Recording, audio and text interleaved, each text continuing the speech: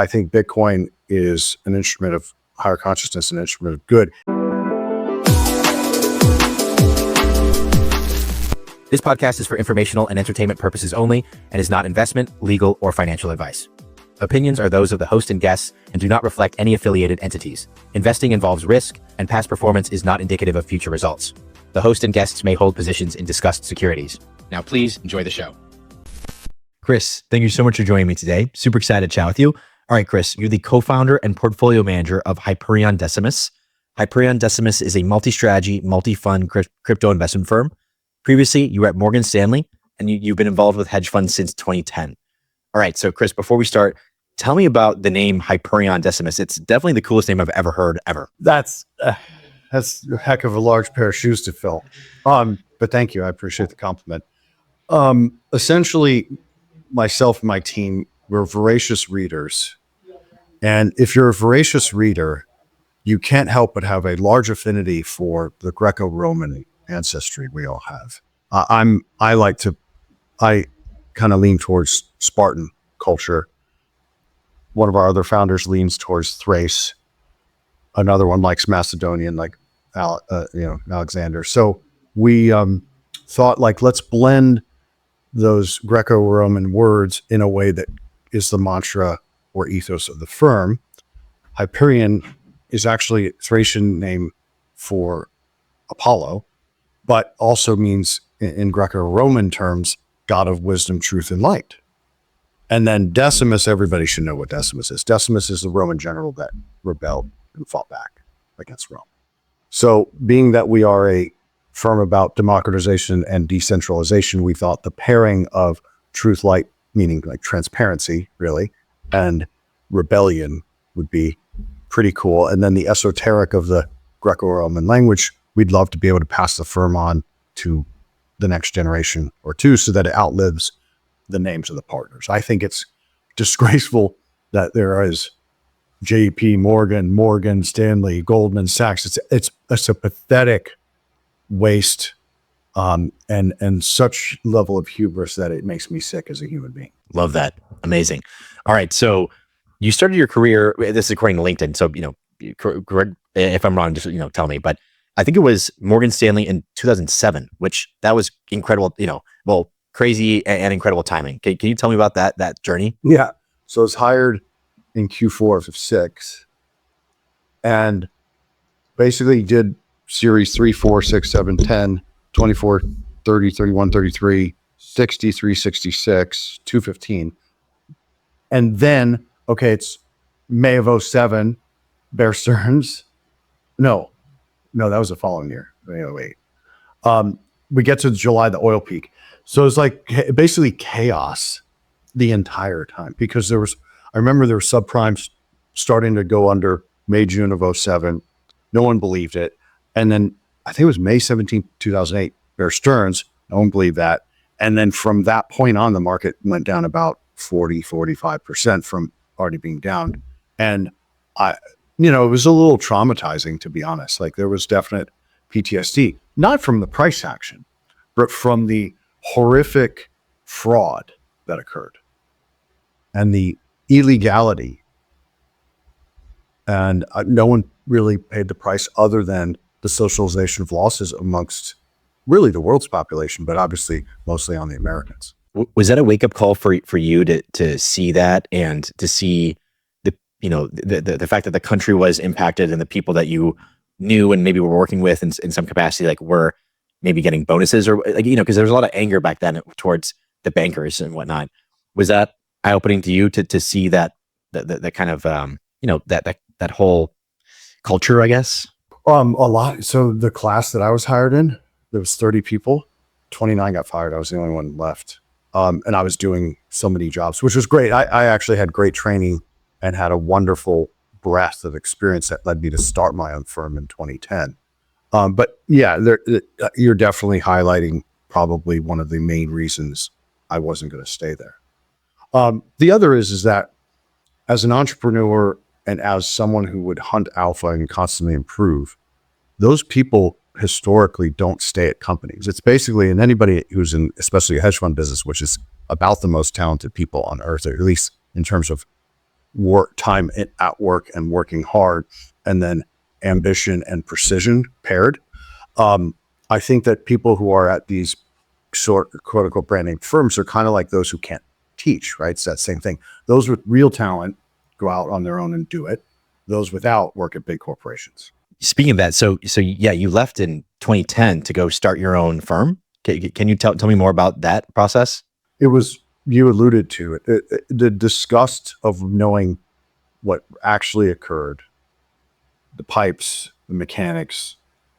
It is just, I just couldn't be there to be complicit in it. And then that's when they were starting to go from, all right, we're kind of market making all day long. Like call it, or you trade this, credit spread that, swap that, oil contracts, and you're actually producing for the clients. You're creating liquidity. You're hanging your hat on a research report or a trade or a trend or blah, blah, blah.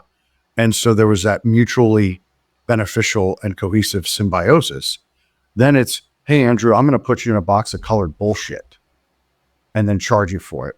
And then you're going to still have to pay all the underlying marketing, trade commissions, platform fees, blah, blah, blah, blah, blah. You're just really not going to see what's going on under the hood. And I just didn't jive with that because that's not, I come first from the Benjamin Graham type of investing, and then second, the quant and systematic side. So none of that jives with passive. Passive is the absence of strategy, right? So that's not a strategy. And now go 15 years later, there's now, I don't know the exact equation, so I'm not going to misspeak. There are orders of magnitude more ETFs than there are individual issues, which is, I think, malfeasance. All right. So for launching your firm, was there a unique angle or sector that you wanted to focus on or? I always loved volatility. And so I was taught by a guy named Richie Dwyer from Morgan Stanley, who's an options freak, old Irishman. And he sat me down and gave me the right books, taught me how to do it. And so I did have an affinity for derivatives, and then learning, futures, contangos and backwardations and all that stuff. You can essentially let trades come to you where stuff gets extended both directions. So I can design a mean reversion solution for that to arb out either backwardation or contango or heavily discounted oversold positions. And then trading the VIX is a pretty exciting thing to do. Maybe not during the money printing era, but if you want to provide long left tail risk hedge for clients, which is effectively what that fund was doing, you have to be structurally long VIX. So it forced us to think of really dynamic ways of creating something that had that hedge, but didn't bleed the whole time. And so you did that for 20 up until 20. Well, I guess 2017 is when you. So we ran the flagship crypto fund in tandem with that. And then we're just like, why are we even bothering? And to be honest, we thought we'd be able to convert all those investors to the crypto fund once we had it incubated over about 18 months. And like 2 of them or maybe 3 came over. Yeah. They thought we were nuts. And that's 1,300% later. That's crazy. I'm shocked that they didn't say, hey, you know what, Chris has done pretty well for us. We're going to, he has it. Yeah, it's wild. But for whatever reason, digital assets, it's like people are racist against it. I mean, I don't know how more blunt to put it, right? It's got this angst, anger, and suspicion that I think is really confounding. So going back, why did you decide to get involved in crypto? Or actually before that, how did you even become interested in crypto? That's an easy answer. Poker playing Costa Rica, it was 2015. I like it. And then that's when they banned the money transfers. And then I had a bunch of winnings stored on the site, had to flip to Bitcoin. I'm like, oh, magic internet money. I literally said that to my wife. And then I looked deeper into it and just fell in love. And then at the same time, one of my friends in Chicago was starting one of the first Bitcoin ATMs. He was raising equity, put a little bit of money in that, and then started monitoring the trading because 13 and 15 was kind of the first really big up cycle. And I was just looking at the vol going, oh my God, that's so awesome. And then we started building a business case in 2017, started trading at the GP level in July of 17. And then we actually had to build technology like an OMS, EMS system because all of the applications that you have for algorithmic trading in equities, futures, options, FX, you have a lot of off-the-shelf stuff, front ends and back ends that you can use that you can then import your logic into, where it didn't exist for crypto. All right. So really quick on this Costa Rica gambling kind of website thing. So you were online gambling. There's a Costa Rican based website. The earnings were paid out in Bitcoin, and Originally they were being held in dollars, but then when the ability to wire back to US was eliminated, then you had to do Bitcoin, and you had to figure it out. And did you fall in love with Bitcoin as an asset because of its kind of ethos, or what was the thing that made you excited? Was it just volatility, like purely financial, or? No, it's one of the first 100 lines of code and the chancellor ready is the second bailout. That's what got me. Very cool. And then I read the white paper and was like, oh my God, amazing. And started buying personally. And but I come from an Austrian econ background, so it just was easy to click super, super well. So it just so happened to match the ethos that you were attracted to, but then also it matched the volatility characteristics that you also look for in markets.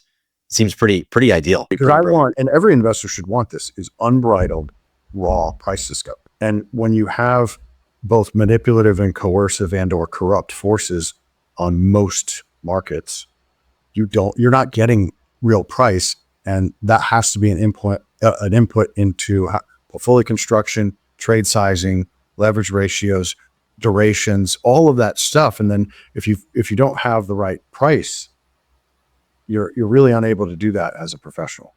Speaking of that, do you have concerns that Bitcoin crypto broadly is heading towards that universe of kind of corrupt, quasi-corrupt actors that are influencing the price, and it's not total free price discovery? Yeah. I mean, it's not. There are corrupt actors influencing it, mostly down. But yeah, there was plenty of corrupt actors in 22. But relative to the TradFi and or the corporate world, it's like this small to that. So yeah, it's disappointing to see, but humans can't help themselves. They always want to over financialize. But I think Bitcoin is an instrument of higher consciousness, an instrument of good. It's going to destroy all the parties. Like it always does that. And I think here it's going to end up doing it both directions, both up and down. Interesting. Okay. So that's very interesting. Okay. So like on the up, I can do it mechanically. On the upside, what could occur is it'll show the opacity of the ETFs, right? I despise ETFs. They're pathetic pieces of dog shit. I would never invest in them. People should read the damn prospectuses. I know nobody does, but I actually do. And so that's what could occur to the upside. And then on the downside, it could exacerbate action because you've got closing prices at 4:00, opening prices at 9:30, where you've got action that had not been forced on Bitcoin, which is a 24/7 asset before. So there'll be imbalances again in both directions, but have different magnitudes depending on trend. Do you imagine that as crypto gets more institutionalized, that these forces, these corrupting forces will become stronger, or will become more of a freer asset class? I probably not is the answer, but what do you think? I think without a programmatic buying like you have in equities, the sort of darker, more, let's call them non-benevolent forces have more effect, right? Or price control. So it just depends on if you're going to have a better balance between two-way action. But I would argue that everyone should focus only on spot, no perps, no ETFs, and just save yourself the pain in the neck. No perps, hyperliquid. What do you think? Amazing technology, but I don't trade perks. That's fair. That's fair. What's perpetual, Andrew? I'm curious. What is perpetual? Yeah. You tell me. Isn't the concept of a financial instrument calling itself a perpetual swap or a perpetual future is just embarrassing. And yeah, we toe the line on ethics and transparency, and those instruments, they're not the same as spot. It's just like gold. I don't buy gold ETFs. I buy bullion bars. It's just in our short conversation, it's very interesting to hear you talk about this, and it's due to I know the background of your firm and your funds, and It's like normally, if you have these, because what you're kind of talking about are constraints in the sense of, you have this certain ethos that you follow and this rule set that you make for yourself. In my mind, I'm like, oh, that would potentially lead to decreased performance, something like that. And just knowing the background, I'm like, oh, well, it's not really the case. So it's just interesting that's, you have this strong. Rigid process and ethics would lead to a decrease, not an increase in performance. No, not process, more so these constraints, like being unconstrained in terms of. But that's what process is constraint. That's fair. That is fair. Okay.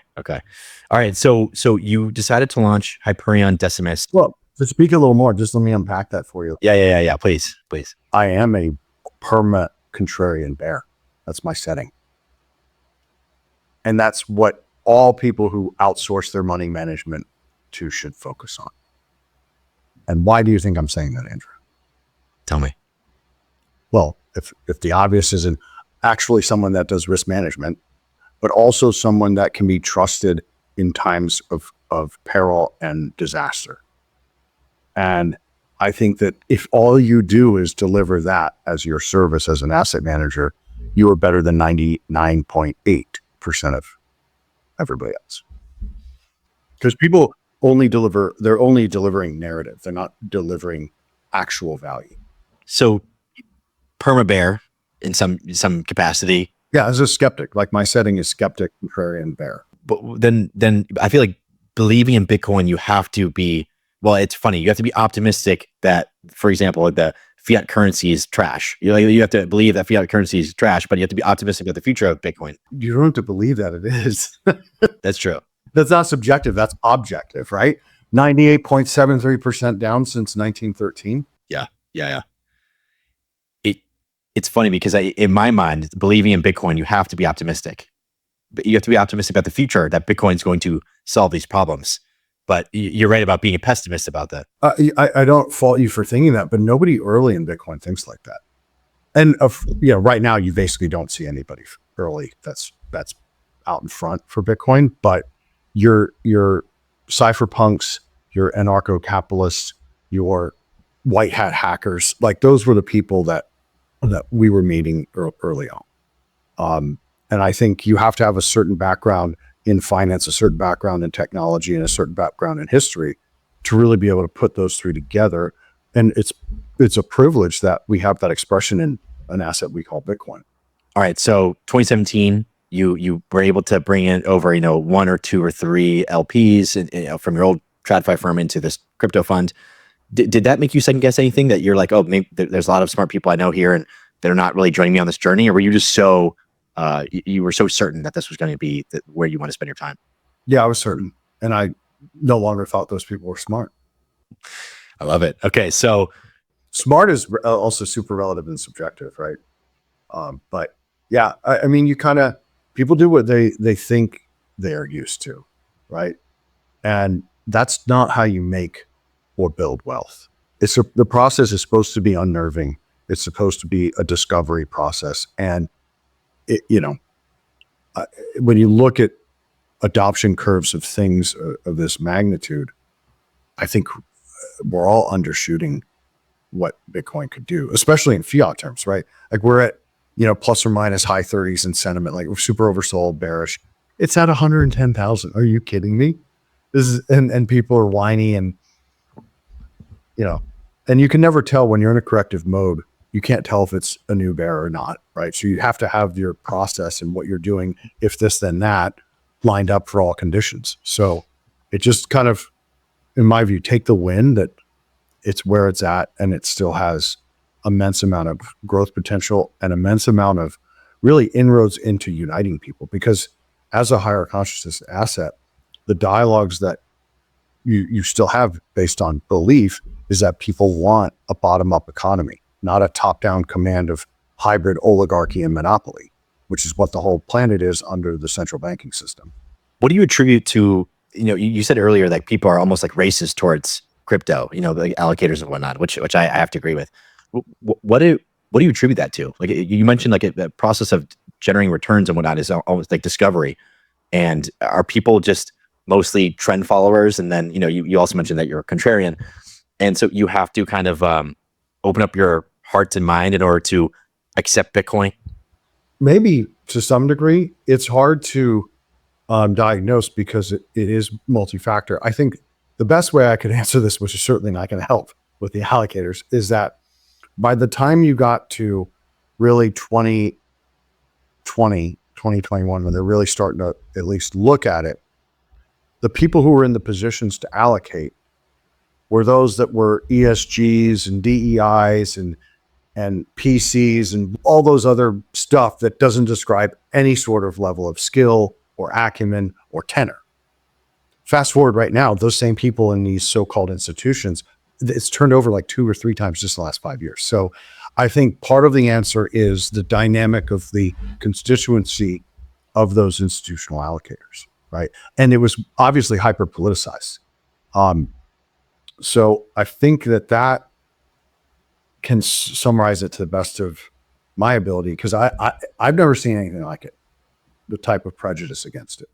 So in 2017, you launched Hyperion Decimus. You had this for your fund called Libertas. Is that how you pronounce it? Libertas, freedom. Libertas. Yeah, it's freedom in Latin. Could you talk to me about the breakdown of the strategy or strategies that are within that fund? Yeah, that's multi-strat, and it's essentially our flagship because my partners and I got together and we're going to structure a portfolio of strategies with the the understanding of this is how we're going to run our money.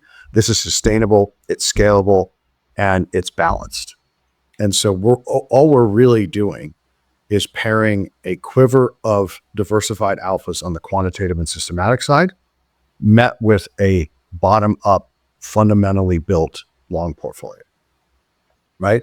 And it's super fun for us because we can go agnostic, top-down, market cap, liquidity, venue, et cetera. We don't even care what the names are, right? As long as they're liquid and we can express n number of theses, great. And then on the fundamental side, we get to dive into projects, stake, run nodes, blah, blah, blah, understand cold, get really savvy on the privacy tech side with Zcash, Monero, and that ilk back in the day, DeFi, DPIN, et cetera. And it gives kind of the best of both worlds, right? Where you have some long tail positions, you're essentially rebalancing in bear markets where you're adding to. And then you've got a diversified portfolio of quantitative strategies that have more ways to, like 6 win while 3 lose, or 2 win, 9 lose. Yeah, it's that balance of sustainability.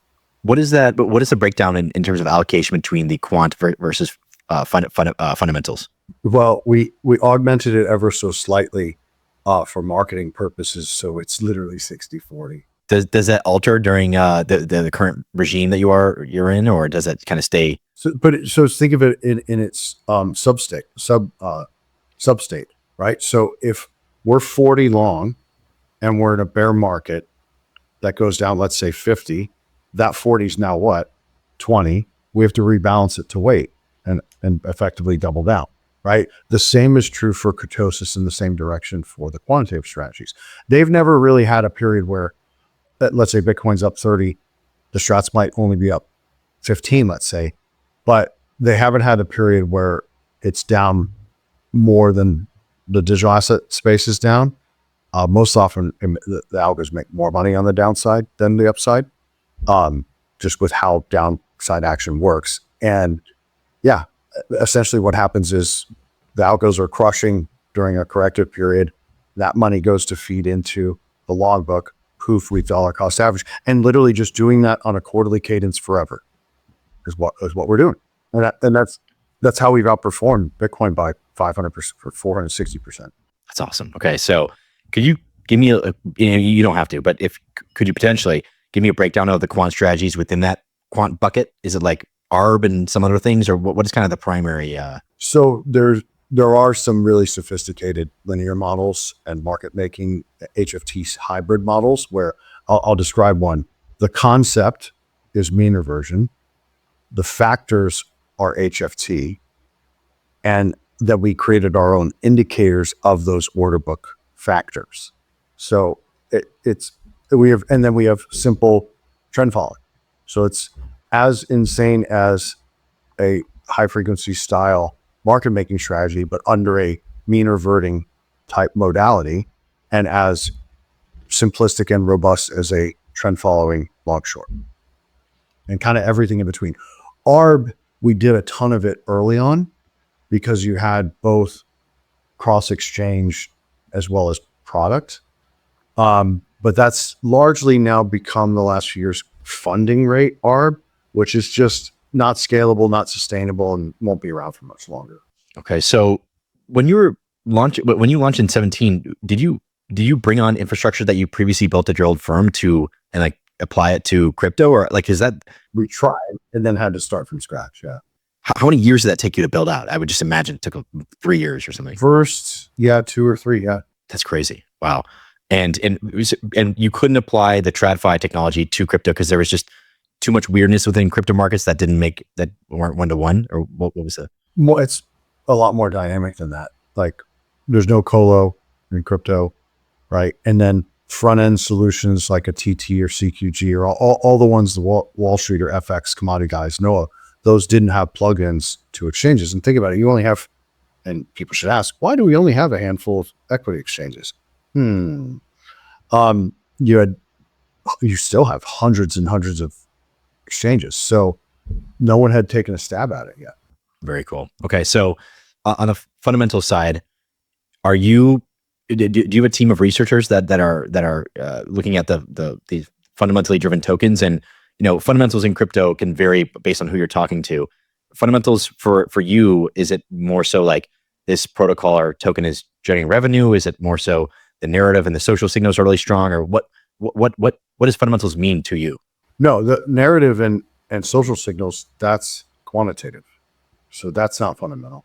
I wouldn't narrow it to like just on-chain fundamentals, but we absolutely do include on-chain fundamentals, right? What we're looking at is more like quality of team, quality of code, strength of smart contract, scoring those smart contracts.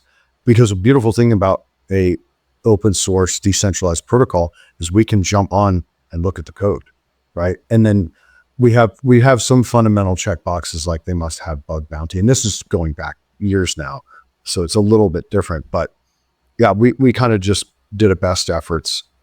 These are base level boxes we need checked on what we consider technological fundamentals. Then you have both on chain, and then I would argue that use case and adoption would then have their own fundamentals. And I don't consider paying influencers from South Korea to pump a meme token adoption. I mean like actual products and services adoption. So is You're laughing because you know that's a business practice in a lot of cryptos. It is unfortunately. Is this fund, is it long only, or did you also short? Both funds we have the capacity for shorting. How active are you on the short side? Well, the algos, all of our algorithms are constructed as long short, so it's whatever they do.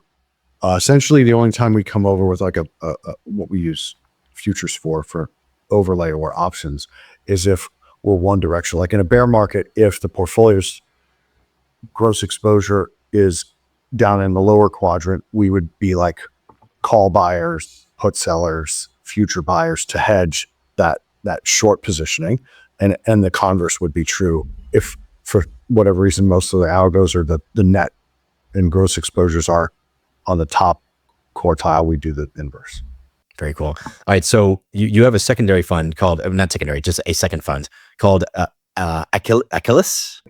Yeah. Achilles. It means shark in Greek. Very cool. So Liberty and Shark. Mm-hmm. What was the thought process around naming it Shark? Is there a certain strategy that reminds you of a predator, or what was that? That was actually our one of my partners that just was throwing out cool names. I liked it because I'm a fan of Achilles, the war hero. And then when we talked to CoinDesk Indices, who was our partner on that, they were like, "Oh, super cool!" And then by shortening our name to HD and putting CoinDesk in, it just kind of had a nice little melody to saying it. Very cool. So you mentioned this partnership with CoinDesk. Can you I guess first describe the strategy there, and then why did you partner with CoinDesk? Well, I think we really need to have some well-defined baskets, right? And some stuff that is like GIC compliant and or something that's akin to MSCI. I admit Morgan Stanley bias there. So that you've got both price because what is my benchmark, Andrew, as a hedge fund manager? I would imagine Bitcoin. How is that my benchmark? I don't know. Should I run a single asset hedge fund? Some people do. Well, that by very definition would not be a hedge fund, would it? I guess not. Right. Or that would be as insanely malfeasance and malpractice to run a NVIDIA hedge fund, right? Right. And you're talking to a humongous Bitcoin maxi. So no, Bitcoin is not a benchmark, right? It can't be by its very nature. So we need a breadth of indexed and basket products. And I would argue there's only been a few good providers in the digital asset space that have created anything with any sustainability. And we specifically liked that CoinDesk did not weight their baskets with like 70% Bitcoin, right? Because then you're really not looking deeply into it. And it's just as insane as the S&P now being 7 stocks instead of 500, right? So we first off liked the construction. The CEO and I became friends on some like med health stuff that was super cool, like cryo freezing and hyperbaric chambers. And so it kind of led to learning about the indices and sector products to, okay, now we're looking at these indicators. People can go to CoinDesk indices and look at, there's our name somewhere on that site, and there's the trend indicators. All right, so then we're working with their team, and we're going to put a momentum algo on top of it. We're going to make that momentum algo constructed as a long short. We're going to build it on the idiosyncratic moves of each individual constituent within the portfolio, not the basket as index, which gives you more alpha and a little bit more vol. And then we're like, well, shit, now what do we do? All right, we're going to launch a fund. They put money in, we put money in, here we are. So if you were talking to an LP, their profiles, they're a family office and they want to go, they're really excited about crypto. They want to go very long. You would suggest the first fund, Libertas, right? And if they are more cautious, you would suggest Achilles? Yeah, I mean, yes and no. Achilles is really phenomenal beta replacement. Like if all you want is exposure, then you do Achilles. Because it doesn't matter when you're allocating. It doesn't matter how, what the trend is. And if the asset matrix changes within the index, that's a whole disclosed process. There's no opacity about the quantity of names. So you're getting diversification, boom, 20 names, 4 sectors, 5 sectors. Then you're getting 4 qualified custodians as a venue. Not, you know how many DMAs we have in Libertas? 112. We actively only use like a few dozen, but that's a lot more than 4, right? And then the reality of I'm grabbing the majority of the uptrend and some of the downtrend, and I'm sitting out on both ends of that. Okay, great. And it can't get annihilated. It's really a phenomenal strategy. But if you like that we're going to hold Bitcoin cold, if you like we're going to stake some L1s, if you like that there's going to be options and futures overlaid just to basically feed into rebalancing cadences, and if you understand why momentum, market neutral, trend, and market making are all paired together to add alpha, then Libertas is for you. Where do you see the largest inefficiencies in the crypto market today? And do you think that'll change? Define inefficiencies. Which areas within crypto do you believe are the most alpha rich or have the most alpha potential over the next 5 years? Nice correction, Andrew. You knew where I was going. Thank you. Thank you. Good for you, my friend. I definitely think that, and I'm biased, I think that options are definitely going to be an alpha rich environment. Right now, we have this sort of short gamma game going on between primarily like miners and whales and makers, where people are just whacking it with short calls. And so what people don't understand is if the whole space is just doing that, what does the other side have to do? Right? When they're a call buyer, they have to short the underlying to hedge their book, right? To be delta neutral. You're automatically capping upside. So right now we have kind of a one-sided options market. And I think as we get, a little more color from the Deribit Coinbase joint venture, we get more programmatic stuff online, which Hyperliquid is phenomenal. I want to see spot in-kind options that are programmatic, and it's not, we don't just have one venue like a Deribit, which is phenomenal. I'm not knocking them, but I can't run sophisticated algos into their org, right? Or really, I mean, the CME is even worse, to be honest. Oftentimes, literally, we are the bid and ask at different vintages on the options on the CME on both bid and ETH. And I will literally tell you, yesterday, that was the case. I think that since the new administration came into office, there's been a lot more movement within TradFi towards crypto, and a lot more. I mean, there's been players that have been involved for 10 years plus, but like, could you, I see that Citadel, Janes, Dreed, et cetera, these folks are coming in more, making more inroads. Does that pose any issues with any strategies that you're operating, or do you foresee crypto, like your specific strategies, to be alpha rich for the next, foreseeable future? Well, they do adapt every 5 minutes. So they are taking that, all the factors go in, and every close of every 5 minute bar, they all adapt. So I think the real question is, like, the alpha can be there, but then the total gross P&L of that alpha is less, right? And so you are, I think that's already expressed. When we started, the vol was 190, right? Now we're 30s. So most of that's already occurred. So I think it's very difficult to predict and forecast the future. It's kind of only fools do that. So I'm not going to even attempt, but I think that adaptation built into the algorithms is how we deal with that. Are you active on Dexus or just primarily Sexus? I mean, it's a gross overweight to Sexes, but I will say we used to do quite a bit more Dexes and DeFi work. Vaults were pretty prominent for a while, option vaults, and and using Sushi and Pancake and Uni, that was great. So we've reduced exposure there. And then what I don't like, and it's hard as a fund manager to have a huge amount in that space, is like, okay, volumes at DYDX, and then it's here, and then it's Athena, and then it's Ribbon. Okay, now it's Hyperliquid, and it won't be forever, right? So I'd like to see a little bit of attrition occur, or acquisitions, where the best of each, either they all innovate to where we've got a few dozen of them that can function across the board, but each one has their nuances. And we do try to extract those alphas. To go back to your question a minute ago, it's just, you've got, different type of animal indexes. And there's been quite a few hacks the last 18 months that are unnerving. I think Brian Armstrong said that he expects most trading activity in the far future. He didn't, I don't think he gave an exact timeline, but to go towards DEXs and DeFi. Is that something you could foresee happening? Because it seems like DeFi is still pretty. The whole world's going to go DeFi. The whole world. Yeah. I can really. I can say that prediction with confidence. Is just going to take longer than people realize.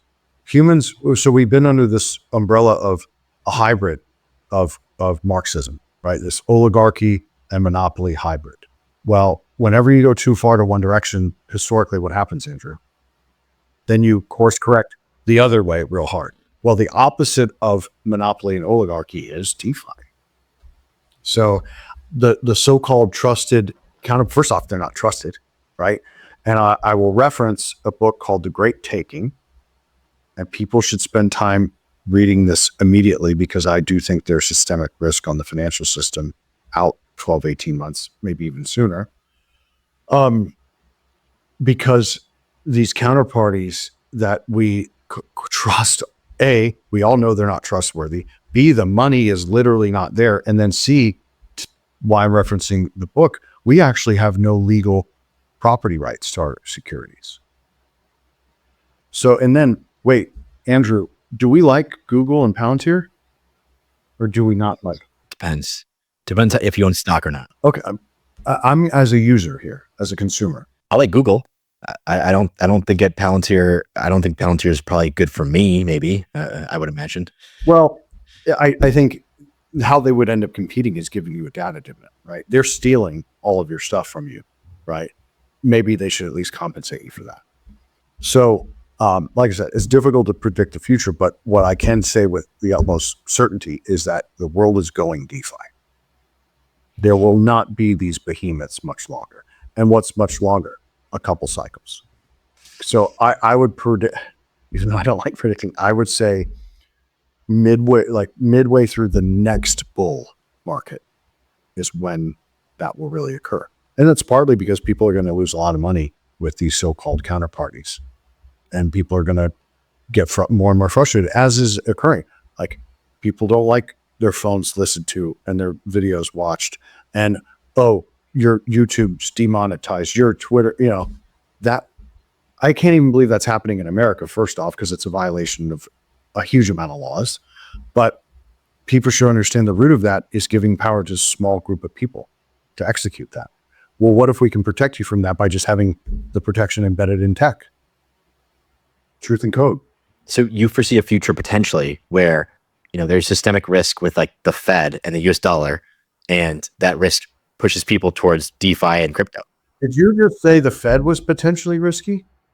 Bite your tongue. They are all of the risk. All the risk. They've destroyed the wealth of the planet, Andrew. They're the worst entity on earth. Without even a close second. It's very interesting. No, it's fact. You and I and our entire families all over the planet are debt slaves in both maritime admiralty law terms, I see you, CIA, and as well as financial. You should really research what happens when you get a social security number.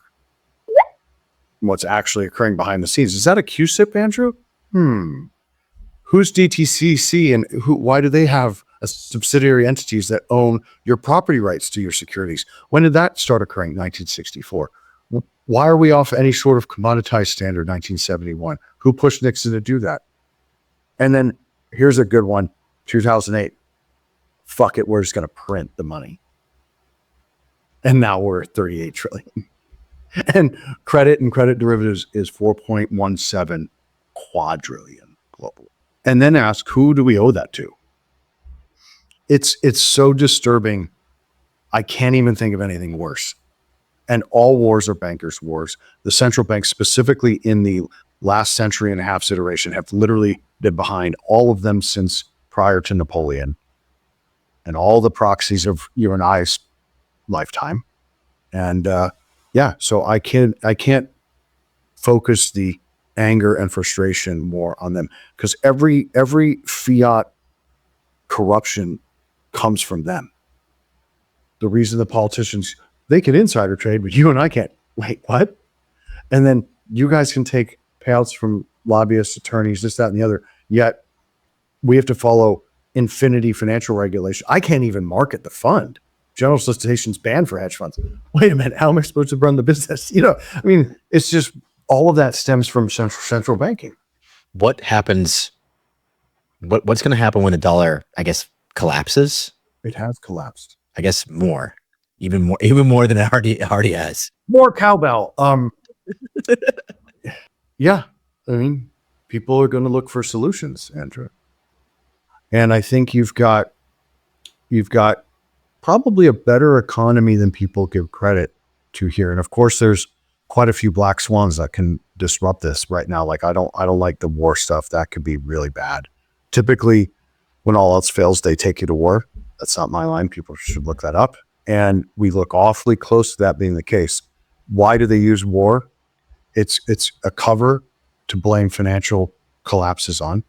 And then this is the most important yet slightly darker one. It's part of a depopulation agenda and all asset forfeiture agenda. Why? Your 18 to 35-year-olds go to their deaths. They are your primary resistance, and those are the heirs to the assets.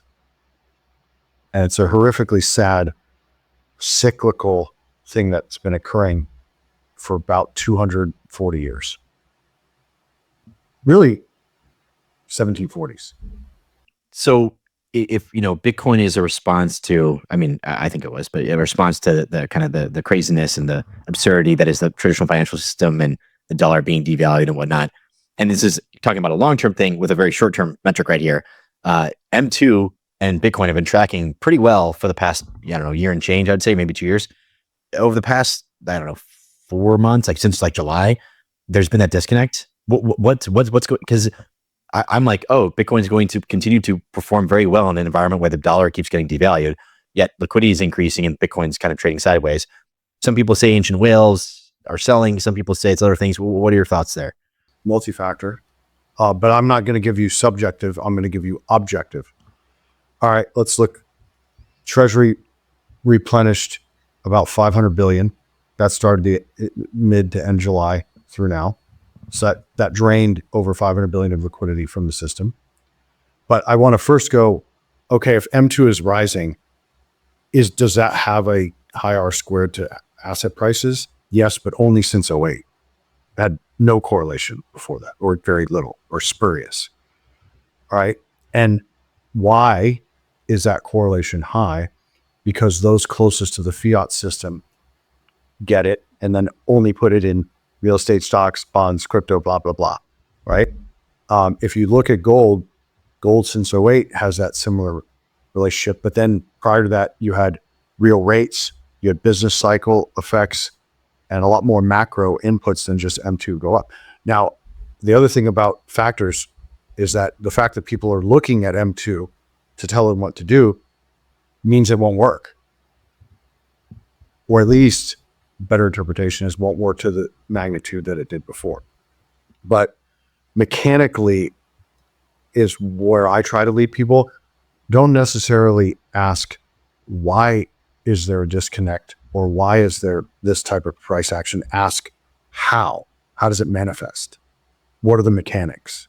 So you name one of them. There are some long-term holders that have sold. That looks to be about done and exhausted. It actually looks like yesterday somebody got lifted yesterday. Like that was old school looking. I love buying into that. Those are one of the most fun things to do as a trader. But I think when you look at other coincident indicators plus leading indicators, you've kind of had just a K-shaped economy since COVID. And it's probable as well as, or it's possible as well as probable, excuse me for converting that we're going to see rallies in ISM. We are going to see higher inflation. The people are wrong. We are going to see higher rates. But first, we're going to go through what I would call kind of a recovery cycle as well as a cutting cycle, right? Remember, historically, it's not the first cut people need to worry about. It's the subsequent ones, right? So I'm not my setting's always bearish, but when I would be looking for where I see green shoots now, see the opposite would be second half of next year. The one thing that really is unnerving is the lack of breadth in the equity market, the overbought conditions there. The VIX structure is definitely bearish, without a doubt, as well as like the most inept people running the planet, I think maybe ever in the history of mankind across, but it doesn't matter where you are, Japan, China, South Korea. It's like everywhere you look, it's clowns to the left of me, jokers to the right. Like, oh my God, of course a lot of bad stuff can happen. So you just can't ever discount a either mechanical financial black swan, which there's plenty of avenues that could go down, as well as a geopolitical. But barring those two derailing, I think we are better than okay right here. And remember, if those macro prudential risks rear their head, people are going to want to buy Bitcoin and gold. I think we have a liquidity one type of thing as it manifests, and then, oh crap, I'm definitely not leaving it in Crapple, which is a horrible technology firm. I mean, they bought back, 60% instead of, they literally could have acquired the whole entire Russell 2000 instead of buying back their own stock. I think it should be prosecuted, to be honest, but I'm an old school value investor type guy. But I just think that you have to balance the weight of the evidence. And what we do internally, and this again is attributable to Morgan Stanley, is bull, bear, and base case scenarios, both from a macro input. And we've got a multi-factor macro model that's pretty neat. And it has what we think is most important, which are second derivatives of that, like rate of change of that data. and a couple other more nuanced like forward projections. And, you know, yeah, labor participation down. Yeah, jobs bad.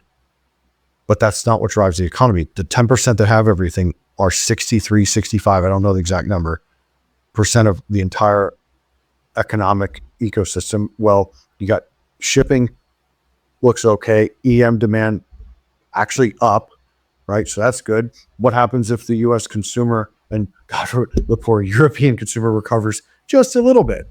All right, well, we're not going to roll into a huge recession, are we? Do you say that interest rates you're expecting them to rise? Long term, yeah. Oh, as in, give me a time frame on that long term. Time is relative, right? It's not linear. So whenever this easing cycle ends, we're going to see at some point in the next, I'll just gamble and say 5 years, we'll see the 10-year at 7. Ooh, it's going to be a problem. No, well, You don't think so with our debt? it has to make, so you say problem, but in order to get a resolution to an existing problem, we need the pain to come, right? Right now, Scott Besson is doing a hella epic job with the maturity measurement. He's like a tactical duration trader. It's amazing. He's brilliant. I obviously don't know him personally, but what I'm seeing him do with Treasury, it's like it's a giant hedge fund. And then I don't like when government picks winners and losers, but I do agree that we should have a sovereign wealth fund in the United States. And that should be what recapitalizes Social Security. The fact that the left has borrowed against, it's not like it's taxes that people are paying on income. People invested that money and they're not even getting a Treasury return. Like, that's insane. The whole program was a forced savings for social safety net. Sweet. Well, have you done the math on what if they were just in 2s, 10s, and 30s, getting an aggregate 4 over 40 years? Well, that makes everybody a millionaire, doesn't it? Literally everyone. But why don't they want everybody to be wealthy, Andrew? So, that was a long way of answering your question, but do you need me to go further? No, that was great. All right, I want to go back a little bit back towards the fund a little bit, but could you tell me about your exit process? I think I don't ask enough about that. I want to learn more. For how we fire clients? No. So your positions. Well, no, I can't tell you about our exit process, Andrew. That would be giving up alpha. Are you asking like execution research type answers, or I guess just like hold periods, like the average hold period, I guess, in the fundamental side versus the quant side? And fundamental side, we're not getting in unless we have forever time. Oh, so hold period is perpetual, right? And so, okay, how does perpetual change to you're fired?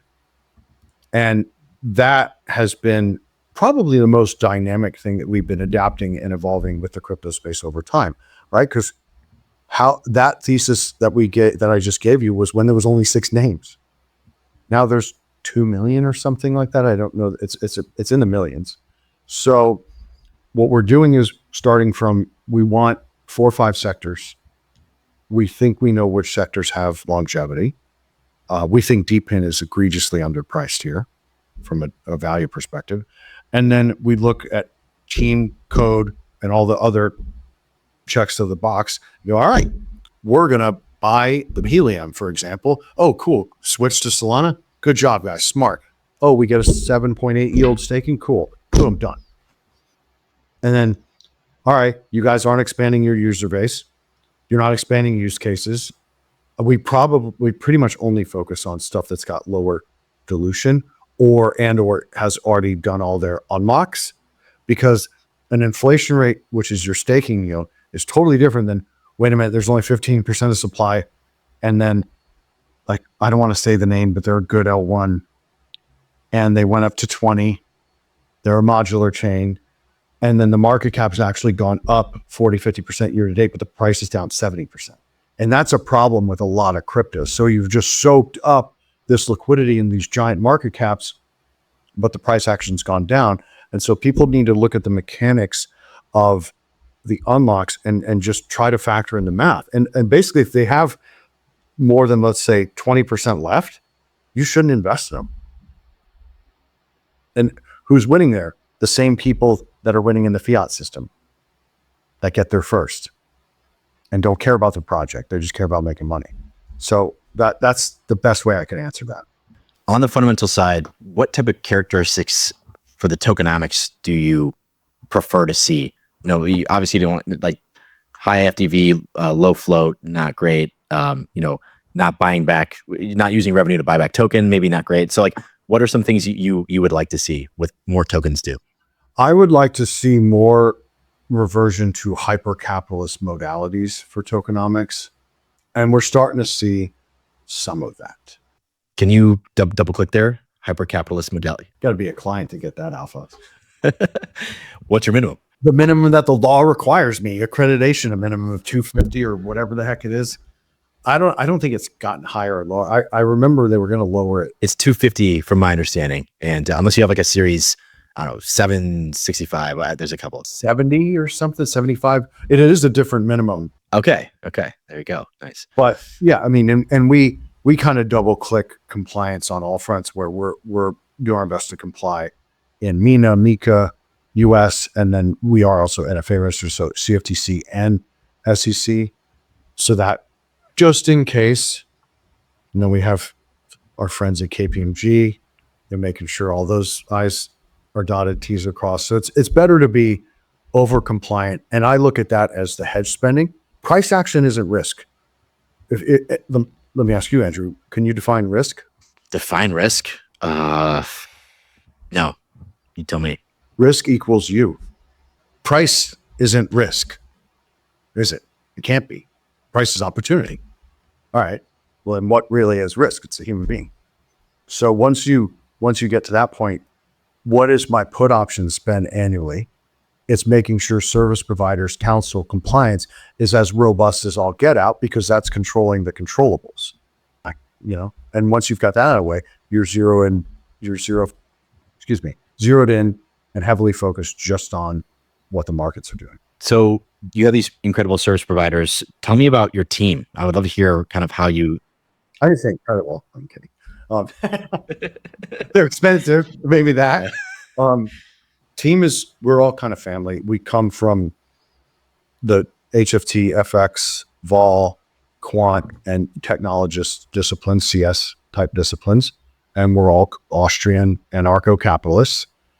And that's people should find out what that means. It's the, freedom maximalist kind of thing, bottom up wealth building, anti-fascism, anti-oligarchy, anti-Marxism, anti all of the collectivist ideologies. And we just all get along and do well in our role. Was there anything more specific, or? Did you find these people, it's very unique. And did you find them just through your past work experience or just by, I don't know, some forums? Like how'd you find these people that you mesh so well with? It was all by chance. Yeah. That's incredible. There's really, when you are at a certain level, there's just not that many people that are up there. And then when you then cut that down by who's good human with sustainably ethical mantras as part of who they are and what is that their ethos, then you cut that down 90%, and then you're left with maybe a few thousand individuals to pick from. Yeah, it was really a blessing. That's why I call it a family, because we actually first were not going to be a fun product. We were just going to do it with our own money. And that's why the multi-strat Libertas, that's how we want to run our money. And it's an invitation to put it next to ours. You don't like it? Sorry, you're obviously not very bright. Love it. All right. So you said risk equals you. How do you think AI is going to transform the future of investment management? Do you think it's going to be all AIs in like 20 years? What are you defining as AI? Non-human intelligent ChatGPT, essentially. I don't know. It's tough. The ChatGPT isn't intelligent. How would I define AI? Yeah. Okay, tell me what data is ChatGPT trained on? The entire internet. It's like mainly Reddit. If you look at the input, it's like 60% Reddit. That doesn't sound smart, does it? Which is scary. No, it sounds scary, to be honest. Upend the most competitive space on the planet, which is the financial markets? Probably not, right? Do you think there's always going to be space for humans in investment management? Yeah. What can ChatGPT, Perplexity, DeepSeek, what are they offering that doesn't already exist? You already have machine learning random walk, all types of modeling occurring. You've got really boring, non-fancy modeling like Monte Carlo, and then you've got random forest. You got all this cool stuff, natural language processing on the ML side that's already occurring. I think 70 to 90% of the whole entire market's electronic anyways. So that means algos that are adaptive are already going. You could argue that that's AI, right? There's way more inputs into that in some instances than there are in, wait, you just said 60% is Reddit, maybe 30% is Wikipedia. That's only got 2 inputs. So tell me how that's going to compete with what already exists. Can't. So I am wholly unimpressed with LLMs. So let's, just kind of, pretend with me here a little bit, hypothetical. Because right now, my understanding is LLMs cannot make any novel breakthroughs when it comes to biotech or whatever, any new breakthroughs. They can just kind of regurgitate existing information that is well known. But let's pretend that in 5 years from now, I'll give credit. Like some of them, if you have good prompt engineering, right? You can direct, and I've done this. I've directed a couple different LLMs to give me Python code to shorten my process of running an optimization backtest. So yeah, would it have taken me like 3 days versus 2 minutes? Yeah. So a little more efficiency, a little more productivity. So I'll give them credit where credit's due. But when you're building or you're a systems engineer, you have to actually know how the system works to engineer it. You can't curve fit your way into understanding. Let's pretend these LLMs can make novel breakthroughs though in the future, where it's not just, They won't ever be able to, you never, you don't think that they'll ever be able to. unless they become sentient. And then if they are, bye Chris and Andrew. You think that they would destroy all humans and make us turn us into Matrix feeding pods? We're pretty close to that already. I know I am. I'm always on my computer. Well, that's only one of the metrics. How does Wi-Fi work? What's WBAN stand for? Wide Body Area Network. Look that one up. 1995. Yeah, and then really find out how Wi-Fi and cell phones work. That's a whole nother podcast. But we are already how the Matrix showed us. We are feeding into a system energetically via frequency. We are already doing that. And our mitochondrial level electricity is being extracted and utilized already. So I know you have some thoughts around sacred geometry, I believe it's called, with investing and how that relates to markets. Could you touch upon that? Yeah, I mean, the word sacred kind of muddies the water on just geometry, right? Why is geometry sacred? It's because the fractal expansion and contraction of everything has a pattern and has a process and has effectively constraints. I like to call them in price fractal terms like subdivisions, right? And it governs everything, absolutely everything. So I think with the understanding of that, not just geometric shapes, but just what people should read what sacred geometry is, you can kind of look at the pattern and say, okay, this pattern is corrective, this pattern is impulsive, or you've had a series of patterns and you're trying to understand the one that's about to come, right? And how the patterns work is all pretty confined to the shapes and fractals within sacred geometry. And it's kind of like, if people have watched that like Magic Water documentary, that's great, the Japanese scientists, you speak nicely or play Beethoven to water, it makes this beautiful snowflake looking structures to the molecular structure. If it's got fluoride in it or anything toxic, it's all broken up and nasty. And that's kind of like a really choppy market with no trend, right? That's kind of ugly and nasty. And then, a beautifully impulsive market has a specific shape to it. So it's just applying the expansion and contraction principles of life in a mathematical format and geometric format. Are you able to utilize that knowledge of what you just spoke about in your investing process? Absolutely. What do you think pattern recognition is built off of? That's a whole strategy, pattern recognition. Yeah. Well, what's the pattern? Oh, it's geometry. This isn't like, this is kind of painting by numbers a little bit. It sounds more complex because it's not terminology people are familiar with, but literally people know that there are strategies that are called pattern recognition. Well, how do you build a pattern recognition strategy? You got to know the patterns and predict a pattern or react to patterns, because models can only be reactive or predictive, right? So you have to pick what lane you're going down. Very cool. Very cool. Yeah, I mean, good question, because a lot of people don't do their homework or research and dive into components, right? Even on pattern recognition, when I said you're either reacting to that pattern or you're predicting the next pattern, that's pretty logical, right? And that's also the only way you can design it. Understanding kind of the constraints of natural law, and then the symmetry or asymmetry within price fractals with respect to markets, and even macro data. Like everything has a linear and a log look to it.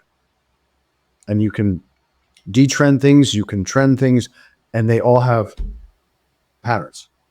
All right. So speaking of a repeating pattern, gold. Gold has been doing the same kind of over the past, I don't know, if you look at 20 years, Looks like Bitcoin 2017. Yeah. it's pretty crazy. So, and also you did mention earlier that you're a Bitcoiner and a gold person, which generally speaking, I feel like people are converted to either side. Either like they're like, you know what, I've done enough research on Bitcoin, I'm full Bitcoin is better gold, or Bitcoin's a scam, or it's not a scam, but there's too much risk there. I'm gonna go with gold because it's physical, whatnot. What is your take? Because it sounds like you appreciate both. Both are awesome. Bitcoin's a little better. Gold's got a little more history. Or Bitcoin's a lot better, but gold's got more history. And like, again, you said risk. Gold has way more risk than Bitcoin, right? Way more risk than Bitcoin. Yeah. Well, they could just find more supply, whether it's on Mars or the moon. You can't find more supply on Bitcoin, right? And then has anybody looked at the copper mine? Sorry, Freeport McMoran, that got force majeured in Indonesia. Go look at a photo of that. Go, man, maybe we shouldn't be doing that to the environment. And then, oh, well, Chris, Bitcoin isn't green. I will go, touche, you are incorrect. It's actually been the biggest driver of sustainable and new energy systems, as well as providing a hedge to ERCOT in Texas, I think on 4 or 5 separate winter storm events. And by the way, carbon dioxide is not a pollutant. You crazy lefties are wrong. So I just look at the two apples to apples. All right, gold, little archaic, but I have 1,570 years of price history that should be pretty accurate. I know it's been around infinity, but price action. And the central banks have to buy it. It's in jewelry. And I think silver's awesome as well in all the industrial components. Cool. I've got supply and demand helping me out there. Scarcity kind of helping me out. The price history. So I'm going to have some of that. But then Bitcoin's just better on all the hard money. Checking the box, it's better on every single one of them. What are some other asset classes that you like? Like, do you like real estate or anything else? Well, I like land. Land. Yeah. Ag land? Mm-hmm. Especially ag land. Yeah. Interesting. Yeah. There's a lot of folks that say once we achieve AGI, one of the few things that will have value is like Bitcoin, because it's, programmatic, and then land. That's kind of what I hear a lot of people say. I think if you dive deep enough, there is AGI already out there now. Tell me more. Just, I think some of the stuff's getting, especially on the imagery. And then I don't know if you've been on Sonu, which is AI for songs. Like, it's freaky. I think everybody, despite that, I think LLMs are just like this Beanie Baby craze right now. That doesn't mean there's not different application layers to the same processes, right? What are those processes?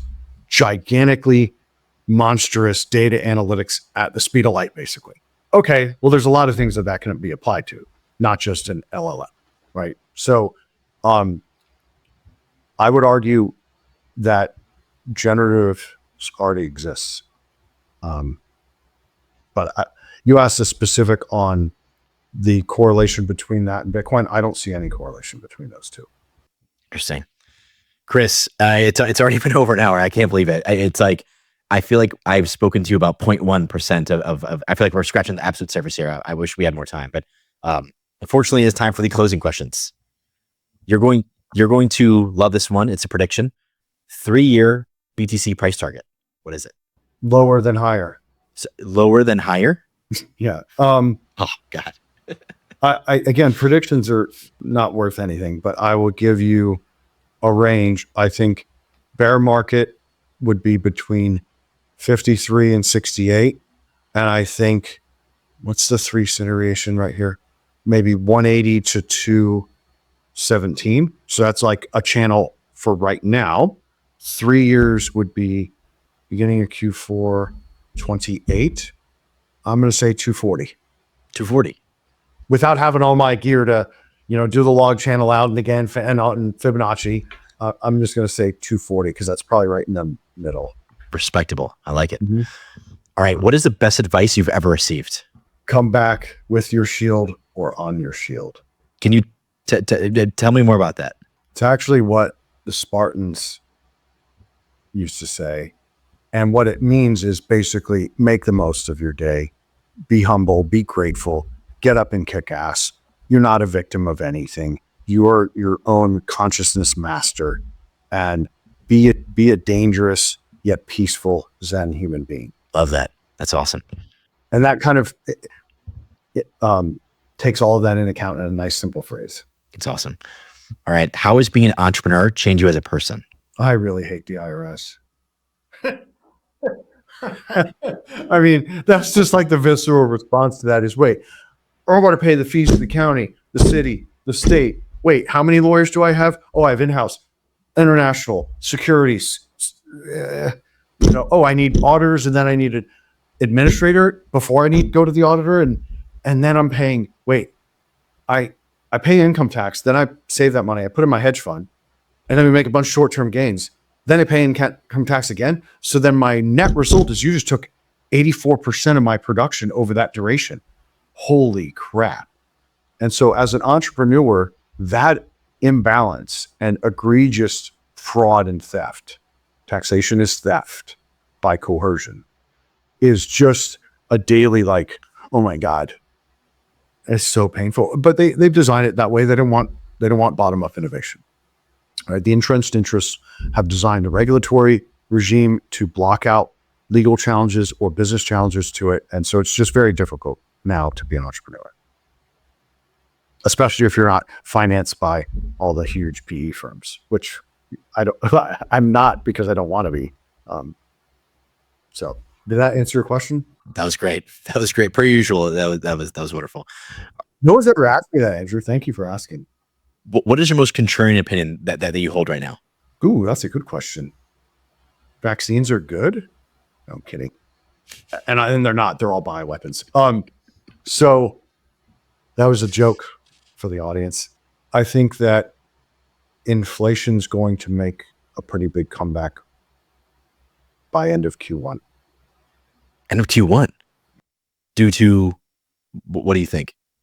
I think we're going to see a bottoms-up aggregate rise in commodity prices, a recovery in ISM. I think there's going to actually be new job openings. I think you've had a few different waves of firings. I think we're going to have a good amount of deportation. That's going to all get sussed out. And then unfortunately, the labor, all these stats, you have to second guess because under Biden administration, they were all lies. So I just think you're going to get some impulsive demand, right? And because the production side has not gone gangbusters, that impulsive demand is going to level or raise base level commodity prices. And then eventually it's about an 8-month lag. So maybe Q2, it's going to come into services after that. And I think that that's going to make everybody reflect again on rates. And then obviously if we have geopolitical, like gold looks like it's pricing in counterparty debacle, right? Because that's what gold and Bitcoin really are, counterparty risks. And then I see at least an intermediate term bottom in oil that could rip because of war stuff. And okay, well, then if oil and that gas go up, then softs are going to go up, like all the ag's going to go up, and then just keep going out, right? So I'm just seeing more indications that we could see 6 to 8 months out a reflationary environment, and that would probably be either due to manifestation of geopolitical and counterparty, credit risk stuff, or an actually bottoms up robust increase in demand. So say, wait, in the good scenario, we're going higher in inflation, and the bad scenario. So I know that's not a very common view or consensus view. And I know it took longer, but that's the best way I could lay that out for your listeners. Thank you. No, that was great. All right. Is there a piece of content, whether it be like a book, blog, podcast, et cetera, that had a major impact on your life? It's a tie. John Locke's first and second treatise and Friedrich Hayek's Road to Serfdom. Those are required reading for all human beings. It changed me. And I was in college studying history. That's awesome. Very cool. Yeah, really good stuff. People should get off their machines and go get these beautiful, we call them the classics, right? Get the classics in hardcover and enjoy the analog digestion of that. That's great. All right, Chris, last question. How do you define success, and do you feel like you have achieved it? First, it's family. So I'll go down that lane. Kids happy, provided for, wife happy, provided for, and they don't have fear, uncertainty, or doubt. That equals success for me. And then on the company side, my clients know that they're appreciated. They love us, we love them. And then when bad stuff happens in the markets, they're wanting to take advantage. They're not calling afraid. And removing that fear for them is just as important as removing it for my children. And our whole team has that as our backbone. So yeah, and we're not like a giant firm, but if you called any of my clients, they're not worried about anything on the financial side. That's internal. There's going to be external shocks, but we're going to take advantage and monetize them. Beautiful. Beautiful. Chris, thank you so much. This has been incredible, Chris. Again, you have to come back on again soon, because I feel like we scratched the surface, but where can people learn more about yourself and Hyperion Decimus? Only on your channel and a few others, because we are very private. We are not going to scale to infinity. I think we may allow another, let's just call it a few hundred more million in, because we don't want to be masters of none and have a capacity of relationships that we're willing to service, and we don't want it to be commoditized. So our website doesn't have a lot of information. However, there's an info at email, and just go to HyperionDecimus.com. You hit that. Our ops team and my IT will add you to our Monday newsletter if you would like. And then every other thing you can search. And I've been on Real Vision, I've been on NASDAQ and speak at conferences, but the only X we have is HD. None of us personally have it. So we're not looking to be men of hubris. And here's what I'm going to say, and here's what I got to work. I got the funds to run. I don't have time to do that stuff. So unfortunately, you have to come drink from the horse's trough and hear from the horse's mouth. Awesome. All right, Chris, thank you so much. I appreciate it. All right, bud. Thank you.